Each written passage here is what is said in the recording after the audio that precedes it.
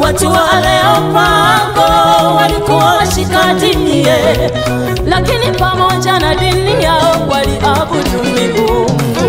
Watu wale Opango walikuwa washika dini, lakini pamoja na dini yao waliabudu miungu.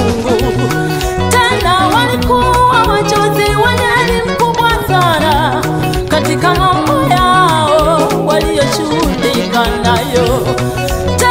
Walikuwa wajuzi wenye elimu kubwa sana katika mambo yao waliyoshughulika nayo. Na mtu yeyote aliyesimama kusema tofauti na elimu yao alihukumiwa kifo. Na mtu yeyote aliyesimama kusema tofauti na elimu yao alihukumiwa kifo. Miaka 400 kabla ya Mtume Paulo kusimama kwenye lile soko la Areopago. Miaka 400 kabla ya Mtume Paulo kusimama kwenye lile soko la Areopago, aliwahi simama mtu mmoja katika soko lile. Mtu mmoja aliwahi simama, mtu mmoja katika soko lile. Mtu mmoja jina lake aliitwa Sokratiasi, alisimama kukitetea alichokiamini yeye. Jina aliitwa Sokratiasi, alisimama kukitetea alichokiamini yeye. Ilipopimwa elimu yake ikaonekana iko chini ya kibongo. Ilipopimwa elimu yake ikaonekana iko chini ya kibongo. Mtu huyu aliuawa, tena alipigwa vibaya mno. Mtu huyu aliuawa, tena alipigwa vibaya mno. Paulo naye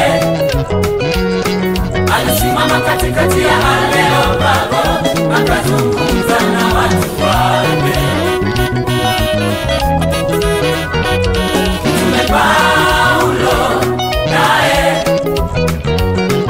alisimama katikati ya Areopago, akazungumza na watu wake.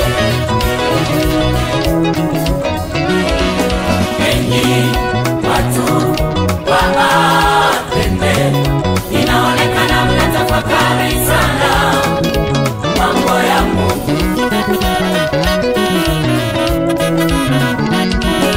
Enyi watu wa Athene, inaonekana mnatafakari sana mambo ya Mungu.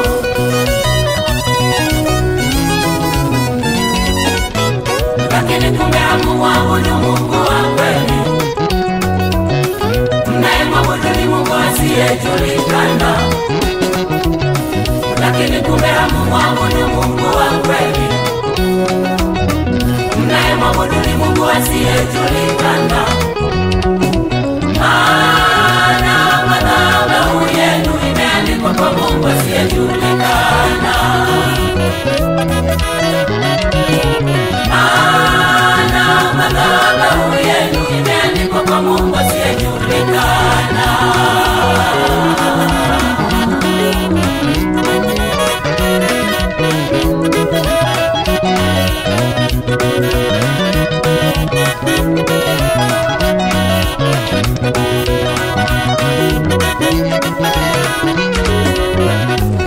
Mtume Paulo alisimama akawafundisha elimu ya Mungu, Mungu wa kweli.